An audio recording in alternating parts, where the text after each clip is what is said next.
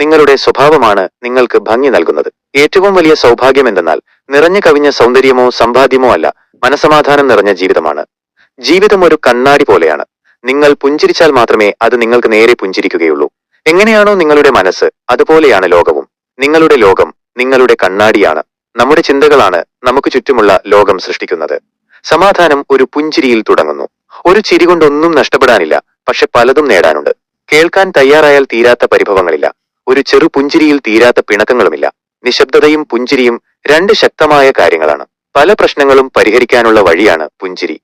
ഒരു വാക്കായാലും ഒരു ചിരിയായാലും പിന്നീടാകട്ടെ എന്ന് കരുതി ഒരിക്കലും മാറ്റിവെക്കരുത്. പിന്നീട് കൊടുക്കുവാൻ നമ്മളോ വാങ്ങാൻ അവരോ ഉണ്ടാകണമെന്നില്ല. നല്ല കർമ്മം എന്നാൽ മറ്റൊരാളുടെ മനസ്സിൽ സന്തോഷമുണ്ടാകുന്നതാണ്. അത് ഒരു പുഞ്ചിരി കൊണ്ടാണെങ്കിൽ പോലും. പണത്തിന്റെയും സന്തോഷത്തിന്റെയും കാര്യം വരുമ്പോൾ ഓർക്കുക, ആദ്യം നിങ്ങൾക്ക് ആവശ്യമുള്ളത് എന്താണോ അത് മറ്റുള്ളവർക്ക് നൽകുക. അത് നിങ്ങൾക്ക് പല മടങ്ങ് തിരിച്ചു കിട്ടും.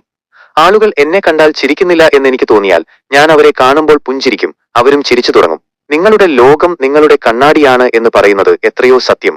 നിങ്ങൾ മറ്റുള്ളവർക്ക് എന്ത് നൽകുന്നുവോ അത് തന്നെ നിങ്ങൾക്ക് തിരിച്ചു കിട്ടും. അത് സ്നേഹമോ വഞ്ചനയോ ബഹുമാനമോ എന്തുമായിക്കൊള്ളട്ടെ.